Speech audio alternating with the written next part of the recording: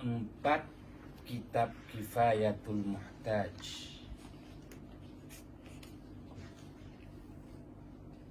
Bismillahirrahmanirrahim. Qala musannifu rahimahullahu ta'ala wa nafa'ana bihi wa bi'ulumihi fid daraini amin. Diteruskan dengan kita membaca firman Allah ayat 18 surah An-Najm.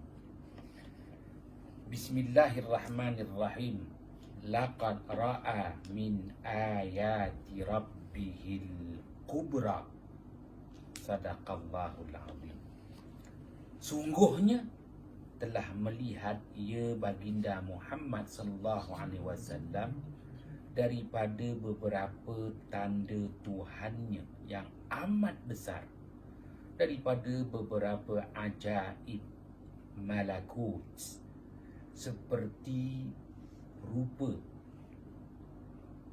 dua raf-raf yang hijau keduanya yang memenuhi langit, dan Jibril dengan 600 sayapnya.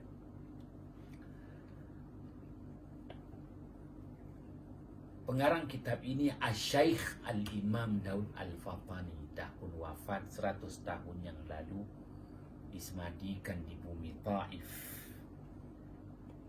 Makkah Al-Mukarramah, menjelaskan kepada kita ayat 18 Suratul Najm,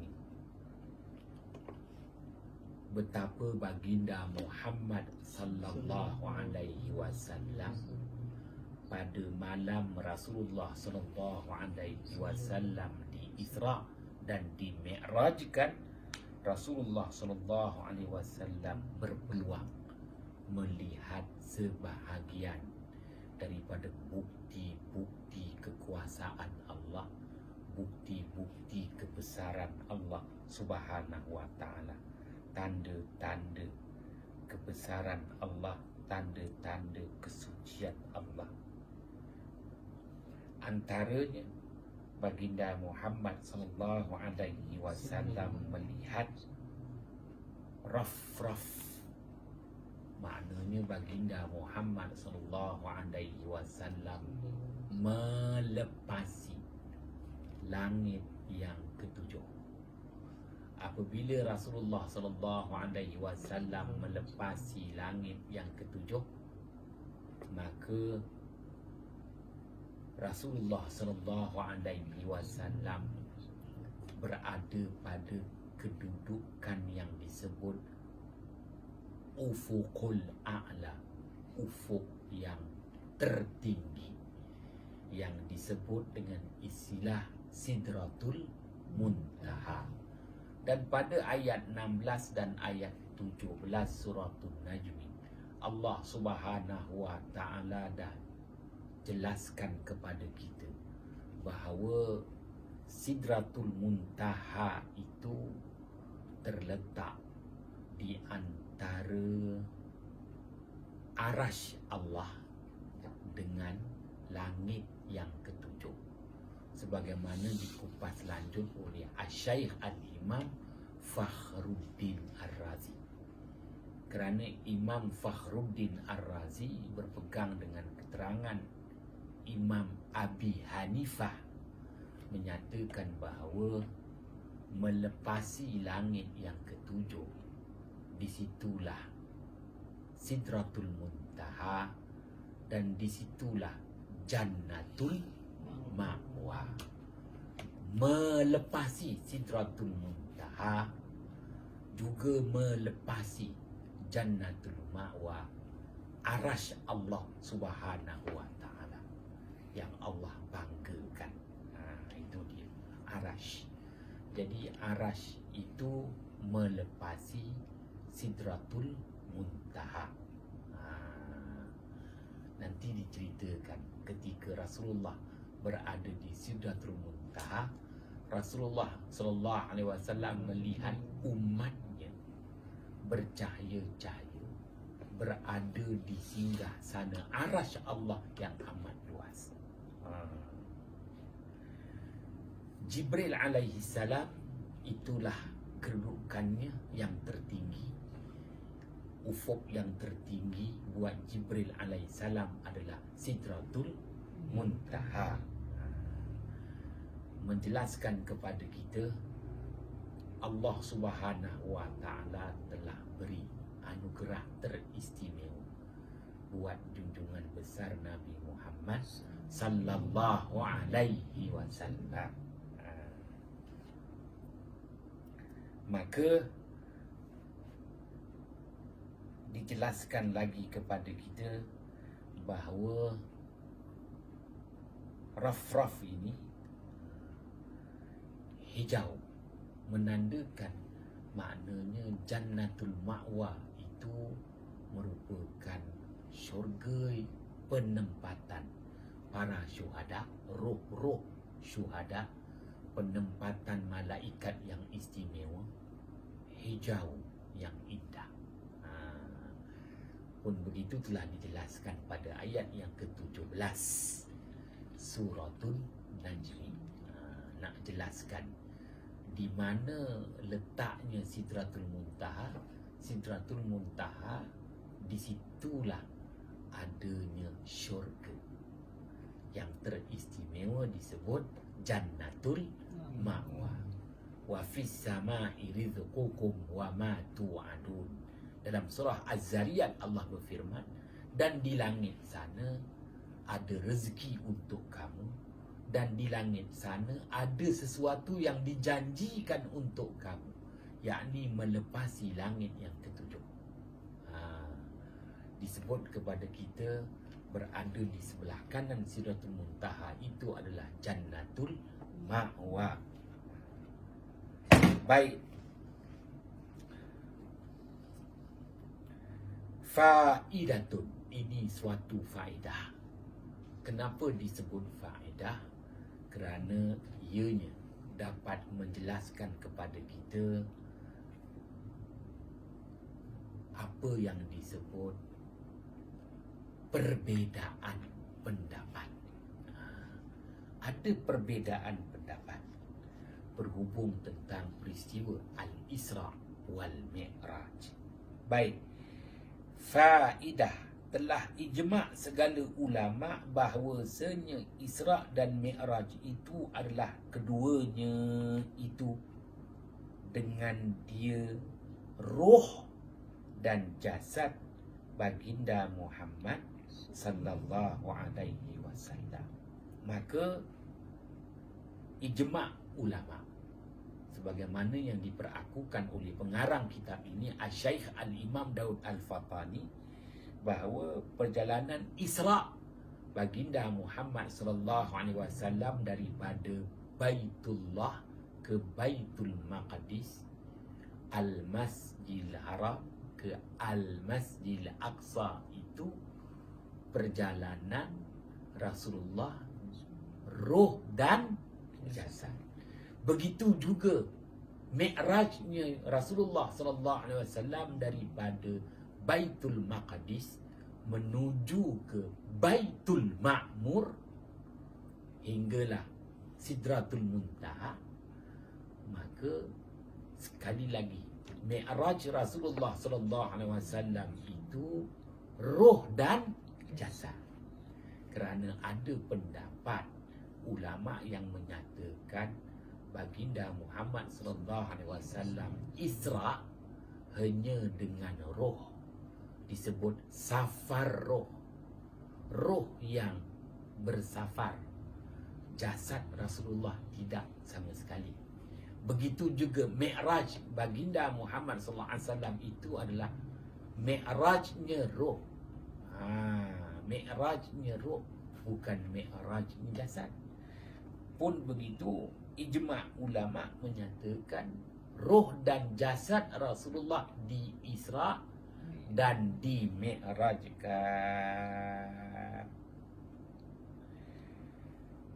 Dan adalah keduanya itu pada malam yang satu. Maka sekali lagi ijma' ulama menyatakan bahawa perjalanan Al-Isra' wal Mi'raj itu berlangsung dalam satu malam. Bukan 2 malam, 1 malam. Daripada Mekah dahulu daripada hijrah. Maknanya sebelum berhijrahnya Rasulullah sallallahu alaihi wasallam daripada kota Mekah ke kota Madinah dengan setahun. Dengan kata lain, peristiwa Isra' dan Mi'raj baginda Muhammad sallallahu alaihi wasallam berlaku tahun yang setahun sebelum Rasulullah berhijrah. Ada menyatakan dalam tempoh masa 9 bulan. 9 bulan selepas Rasulullah Isra' dan Mi'raj, maka Rasulullah pun berhijrah. Pun begitu, ijma' ulama' menyatakan setahun sebelum Rasulullah berhijrah dari kota Mekah ke kota Madinah. Itulah tahun di mana Rasulullah di Isra' dan di Mi'rajkan. Dengan kata lain, 13 tahun Rasulullah sallallahu alaihi wasallam menjadi rasul di kota Mekah. Tempohan 13 tahun di kota Mekah, 10 tahun di kota Madinah. Ini bererti tahun ke-12 kerasulan baginda Muhammad sallallahu alaihi wasallam. Kata setengah ulama lagi, peristiwa Al-Isra' wal Mi'raj itu kemudian berlaku setelah daripada wafatnya, matinya Abu Talib, bapa saudara Rasulullah SAW, dan isteri Rasulullah iaitu Siti Khadijah. Malam yang mana satu? Pada malam Isnin. Rasulullah SAW cukup berbangga dengan hari Isnin. Sebab itu Rasulullah menyatakan hari Isnin itu istimewa. Zaka yaumun wulidtu wa bu'istu. Itulah hari di mana aku dilahirkan dan aku dilantik menjadi rasul. Dan hari Isnin jugalah. Tanggal malam Isnin itu Rasulullah di Isra' dan di Mi'rajkan. Pada 7 lekor hari bulan Rajab. 7 lekor iaitu malam 27 hari bulan Rajab. Kenapa pengarang kitab ini, Asy-Syaikh Al-Imam Daud Al-Fatani, menggunakan perkataan lama iaitu lekor? Lekor ni perkataan lama, iaitu hujung bulan. Sama ada hujung bulan Muharram, hujung bulan Safar, hujung bulan Rabiul Awal. Yang jelas peristiwa Isra' Mi'raj berlaku di penghujung bulan Rajab, yakni 7 lekor Rajab, iaitu 27 hari bulan Rajab. Baik, kenapa masyarakat Melayu menggunakan istilah lekor? Kerana lekor itu membawa erti 10 malam yang terakhir. 10 malam terakhir. Sama ada 10 malam terakhir di bulan Muharram, 10 malam terakhir di bulan Safar, 10 malam terakhir di bulan Rabiul Awal, 10 malam terakhir di bulan Ramadan. Jadi dari 10 malam terakhir disebut dengan istilah lekor. Kalau 1 lekor tu maknanya 21.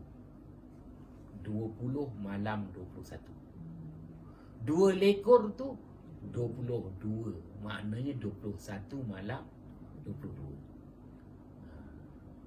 Kita tak pertikaikanlah persoalan orang Melayu menyambut malam 7 lekor Ramadan bersamaan 27 Ramadan, kerana malam itu lazimnya peristiwa Lailatul Qadar 7 lekor Ramadan, yakni 27 Ramadan. Jadi yang nak dijelaskan tu 10 malam terakhir disebut dalam istilah bahasa Melayu lama lekor. Kenapa mesti 10 malam terakhir? Kerana Allah Ta'ala berfirman dalam surah Al-Fajr, walayalin ash, demi malam-malam yang 10. Jadi malam-malam yang 10 tu lebih merujuk kepada 10 malam terakhir. Paling istimewa 10 malam terakhir di bulan Ramadan, kerana di situ ada hadiah Allah paling istimewa, Lailatul Qadar. Sama ada masyarakat kita menyatakan bahawa sambutan 7 lekor Ramadan itu bid'ah, itu terpulang. Kerana orang Melayu ni dia memang menghormati malam 27 Ramadan tu. Kerana zaman berzaman, ya, mereka menyambut daripada 1 lekor hinggalah kemuncaknya malam Aidul Fitri. Kerana 10 malam terakhir di bulan Ramadan tu ada nilai.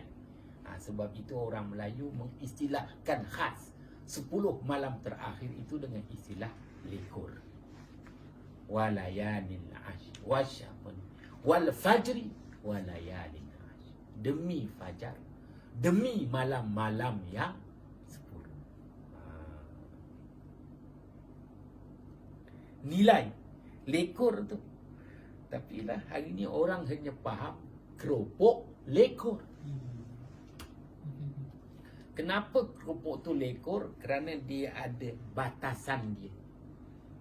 Dia ada batasannya. Setakat ni panjang dia. Itulah dia batasan 10 malam terakhir. Ada nilai. Setiap akhir bulan, setiap 10 malam terakhir, 10 malam terakhir setiap bulan itu ada nilai. Paling bernilai 10 malam terakhir di bulan Ramadan. Jadi ada kaitan nilai 27 Rajab, 27 Ramadan.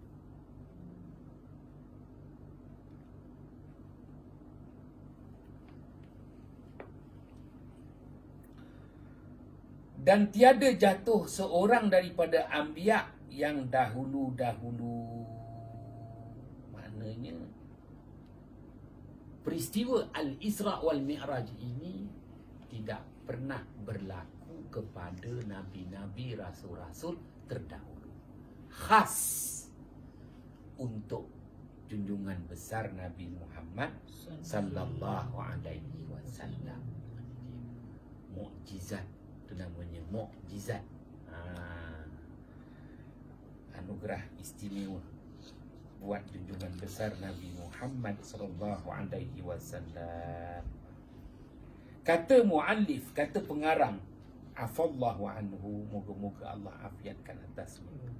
Antara Nabi sallallahu alaihi wasallam pada Baitullah di dalam Hijr, berguling di atas lambungnya yang kanan antara 2 kaki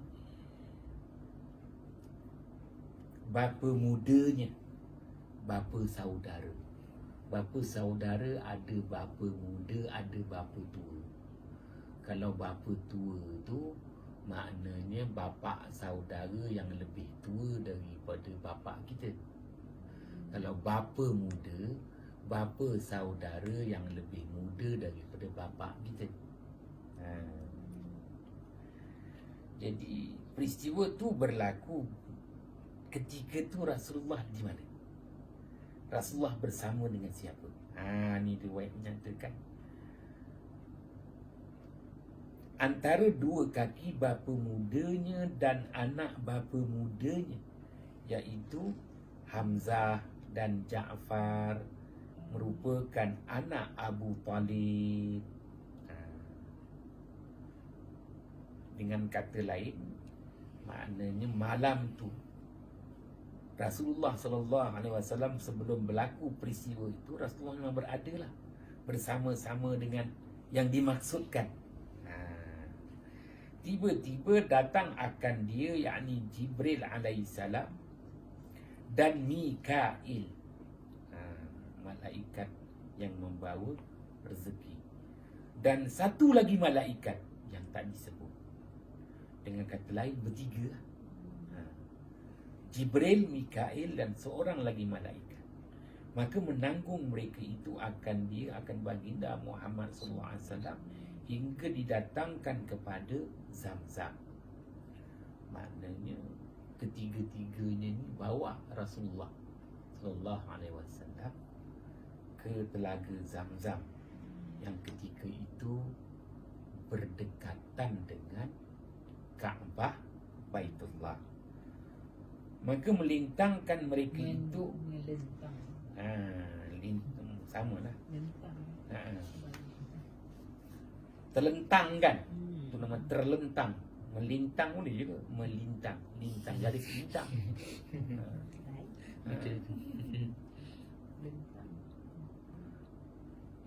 Boleh baca melintangkan. Duduk kalau melintangkan duduk ke depan.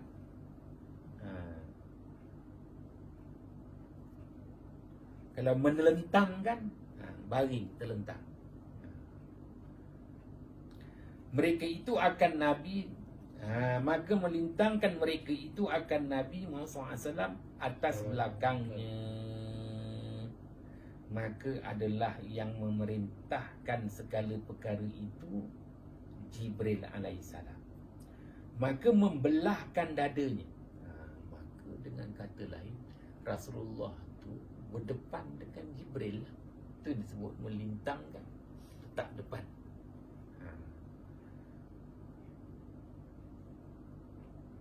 Maka membelahkan dadanya daripada lebih hingga ke bawah perutnya.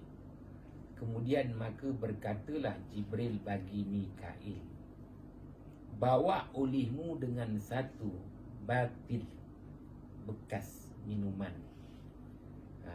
bekas minuman keemas-emasan daripada air Zamzam. Dalam bekas minuman tu adanya air Zamzam, supaya aku sucikan hatinya, hati Muhammad sallallahu alaihi wasallam, dan supaya luas dadanya, dada baginda Muhammad sallallahu alaihi wasallam. Kemudian maka dikeluarkan jantungnya, jantung Rasulullah sallallahu alaihi wasallam, dan dibelahnya jantung Rasulullah itu dibelah. Kemudian dibasuhnya jantung Rasulullah SAW. Dibasuhnya akan dia 3 kali dengan 3 batil, 3 bekas minuman keemas-emasan daripada air Zamzam, dan dikeluarkan barang yang di dalamnya daripada darah yang hitam. Dalam jantung tu ada darah hitam. Maka berkata ia, Jibril alaihissalam berkata, inilah dia bahagian syaitan. Dan berulang-ulang Mikail kepada Jibril dengan 3 batil air Zamzam. Kemudian maka didatangkan Jibril dengan suatu batil yang lain pula daripada emas, penuh di dalamnya hikmah dan iman. Maka menuangkan Jibril alaihissalam ke dalam dada Nabi Muhammad SAW. Maka penuhlah dengan hikmah di dada Rasulullah SAW dan ilmu. Hikmah, ilmu dan yakin dan Islam ada 4 nilai tambah diletakkan di hati sanubari baginda Muhammad SAW. Yang pertama hikmah, yang kedua ilmu, yang ketiga yakin, dan yang keempat Islam. Kemudian maka ditutupnya dada Rasulullah SAW dan dijahitnya dengan ketiadaan pedih dan sakit. Kemudian maka dimetrikan. Kita kata sekarang patrikan. Patri dimetrikan antara dua belikannya dengan khatumun nubuwah. Dan di bahagian dada Rasulullah SAW ada tanda-tanda kenabian. Sebab itu apabila Rasulullah SAW hijrah dari kota Mekah ke kota Madinah, Rasulullah sampai sahaja di Kuba, Yahudi Bani Nadir menangis kerana Yahudi Bani Nadir melihat khatumun nubuwah ada pada batang tubuh Rasulullah SAW. Jadi menangis Yahudi Bani Nadir kerana Yahudi Bani Nadir dia ni daripada bumi Al-Masjid Aqsa.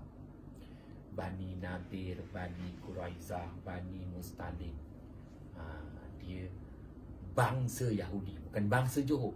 Bangsa Yahudi Bani Nadir, bangsa Yahudi Bani Quraizah, bangsa Yahudi Bani Mustalik, bangsa Yahudi Bani Qainuqa, bangsa Yahudi Bani Israil. Jadi mereka ini baca kitab Taurah. Dalam kitab Taurah beritahu Nabi akhir zaman akan membawa risalah kerasulannya di bumi yang luas, lembah yang luas disebut Yathrib. Di situ ada dua pergunungan, Gunung Harak, Gunung La'abah. Bawah gunung ada lembah yang luas. Sebab itulah Yahudi ni dia berangan bahawa kalau tidak dia, anak dia, cucu dia jadi doktor, bukan jadi doktor, jadi Rasul akhir zaman. Dia sanggup meninggalkan bumi dia, berhijrah 1000 kilometer datang ke bumi Yathrib dengan harapan kalau tak anak dia, cucu dia, cicit dia lahir sebagai Nabi akhir zaman. Satu pelaburan tu, dia meneroka, bukan ke Fidai Tawar 2. Dia datang tu punya harapan, masing-masing menaruh harapan. Tiba-tiba Nabi akhir zaman yang dimaksudkan tu tidak dilahirkan di Madinah, dilahirkan di Mekah. Cuma membawa risalah di bumi Madinah. Kecewa Yahudi. Ratusan tahun dia dah berada kat situ. Itu Yahudi Bani Nadir nampak Rasulullah dia menangis. Wah, inilah Nabi Rasul sebenar. Habis apa berlaku pada kita? Kita dah melabur sekian lama. Habis dah. Itu yang kecewa. Kecewanya mengharap nanti pada mati. Kecewa. Ceritanya begitu. Tapi banyak benda tu tak diceritakan. Kenapa Yahudi Bani Nadir, Yahudi Bani Quraizah akhirnya memusuhi baginda Muhammad? Kenapa? Dia kecewa. Patutnya dia mengharapkan jawatan tu diberikan kepada cucu cicit dia. Tapi tak berlaku begitu. Nak cerita tanda-tanda khatumun nubuwah tu dah ada. Jelas pada dada baginda Muhammad sallallahu alaihi wasallam.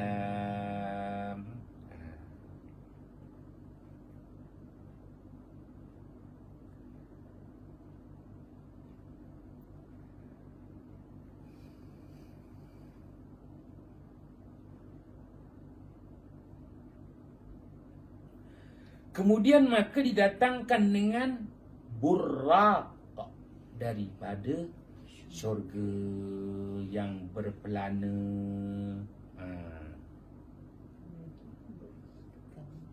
lagi berkekang, berpelana, maknanya kalau sebut berpelana tu ada tempat duduknya. Berkekang tu yang handle dia tu lengkap, maknanya istimewa buat baginda Muhammad sallallahu alaihi wasallam. Kenapa dinamakan Buraq? Buraq ini daripada perkataan bahasa Arab barqun. Barqun itu membawa erti panahan petir. Jadi kelajuan Buraq ini, Buraq merujuk kepada performance, kelajuan tunggangan yang Rasulullah naiki itu bagaikan kilat menyambar. Barqun tu makna kilat. Buraq itu jamak taksir. Kilat punya laju tunggangan Rasulullah sallallahu alaihi wasallam itu lebih laju daripada kilat menyambar, lebih laju daripada halaju cahaya. Barqun burraq.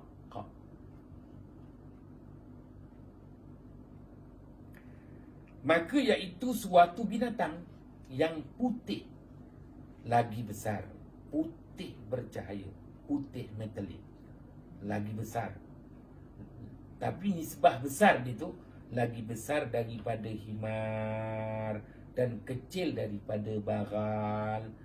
Dengan kata lain, taklah besar sangat seperti seekor kuda. 4 kakinya yang amat pantas perjalanannya, maka adalah antara satu langkah pada satu langkah, kira-kira seperlihatan saujana mata memandang. Satu langkahan je tu.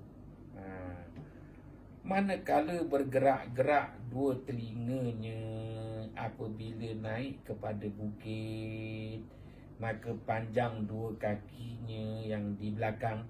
Dan apabila turun bukit, maka panjang dua kakinya di hadapan. Ini yang digambarkan. Lagi ada baginya itu dua sayapnya, pada asal dua pehanya.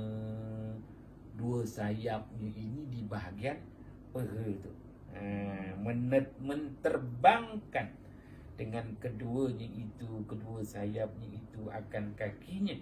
Maka tatkala hendak menunggang Nabi Muhammad SAW akan dia, maka meliarkan dan mempayakkan tunggangnya.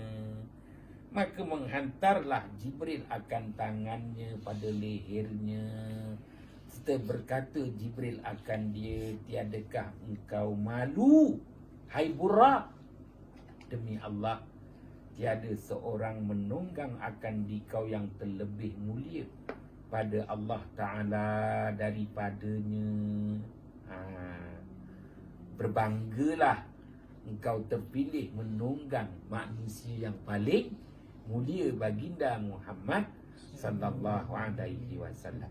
Maka tatkala mendengar Buraq itu akan perkataan Jibril, maka patuh tubuhnya dengan